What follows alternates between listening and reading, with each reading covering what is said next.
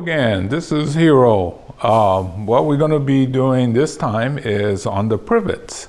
I think privets are kind of underappreciated. So initially, I'm just going to cut these.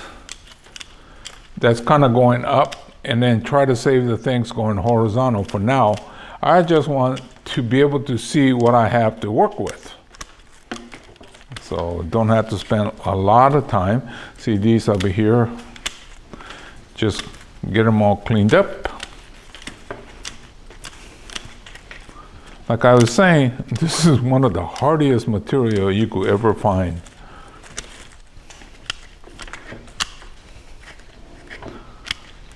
Okay, now I have to get in there and actually study the tree. Okay, see the good root flare. So I dug this out last year. Only thing I did was cut it and put it in. So now it's starting to heal over. We need an apex. Well, we have two things that's coming out. So gotta figure out which one is the best. Well, if this is the front, I thought the other side was the front. If this is the front, maybe this is the one to go and take this one off. If this is the front, no, I like this being the front. So I'm gonna call this side the front and take this big one off. I'll go ahead and clean it up, but you could see the line, right? So now we're gonna put all the energy in here, get this tall, so this gets fatter, so that there is a better transition from here to here. So that's the game plan. As it comes around, you can see the sides. And while we're at it, see all the root, all this white thing down here? That's the root. That is so vigorous, right?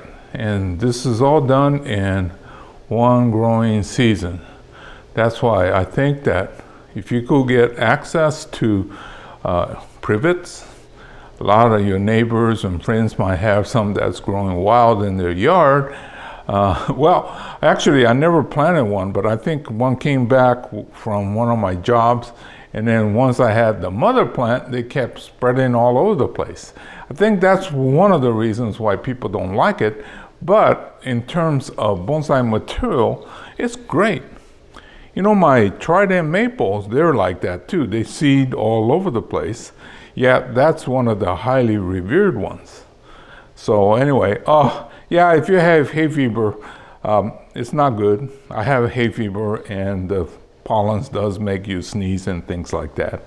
So yeah, there's a few bad things. But in terms of bonsai material, it's great.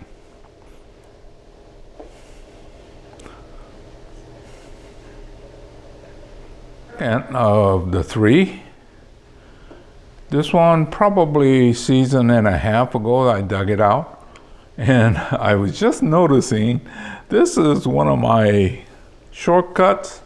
You see that big scar on the bottom? That's because I took my tractor and pulled it out with that, and that bucket scraped that whole side.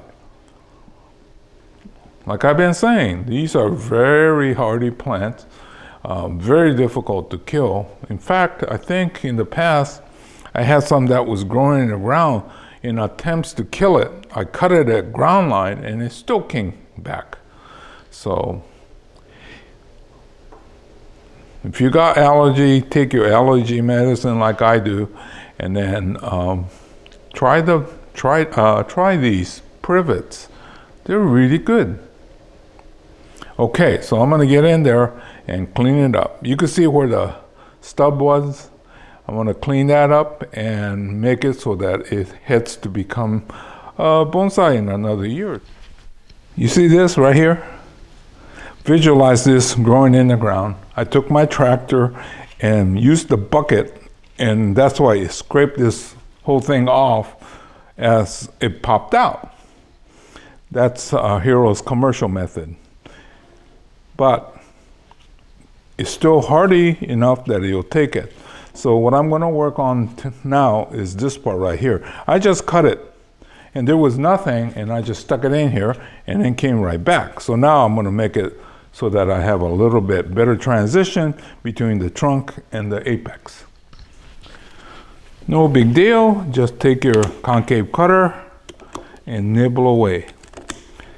You don't want to try to do it in one big bite unless you have a bigger tool. You just kind of nibble away.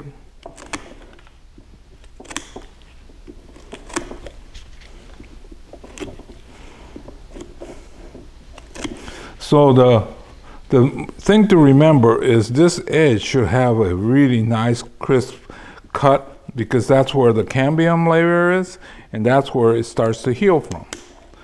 So other than that, and then, you know, like if you try to make these all in one shot, there's this dieback. That, you notice that part was sort of brown, right?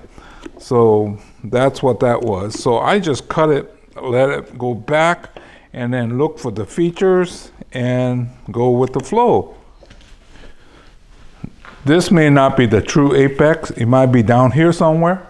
But what we need to do is to let this grow very rapidly, see if we could get this wound to heal. There's a few things that we don't need, so I'll get rid of those.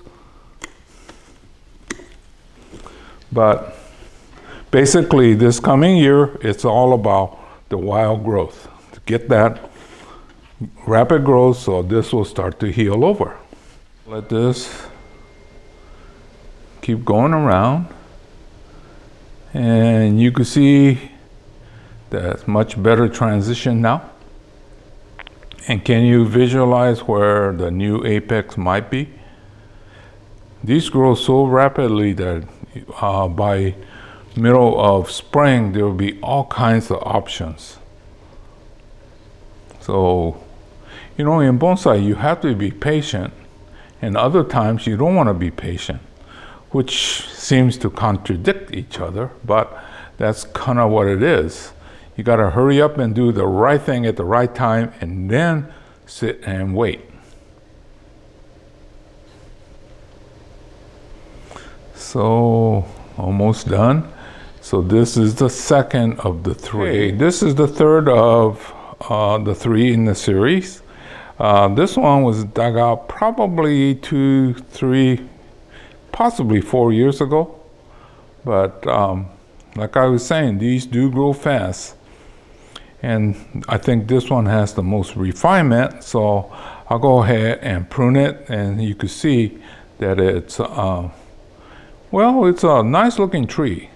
And these leaves are actually shrunk down. It's much bigger as a tree, actual tree, and it has shrunk down.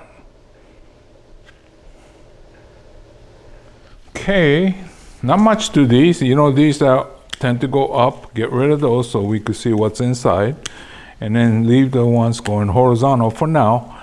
And then once we could see what the structure looked like, we could make more decisions on what to cut.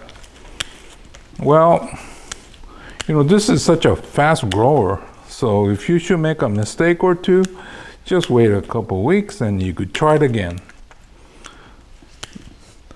That's why I think that this is one of the better materials for people getting started.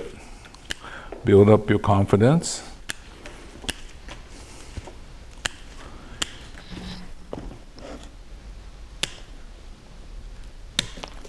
It looks like this is the apex side, not this side here, so I gotta tone this thing down, right?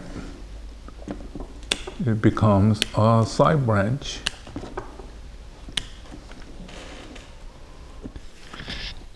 If we use this as the front, then this is a better apex.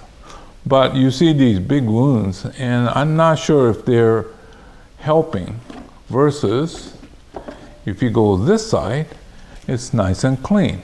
So I'm gonna make this the apex, and then mix this the side branch. Well, that took a chunk off. Now we are hoping that it will get a side branching in here, right?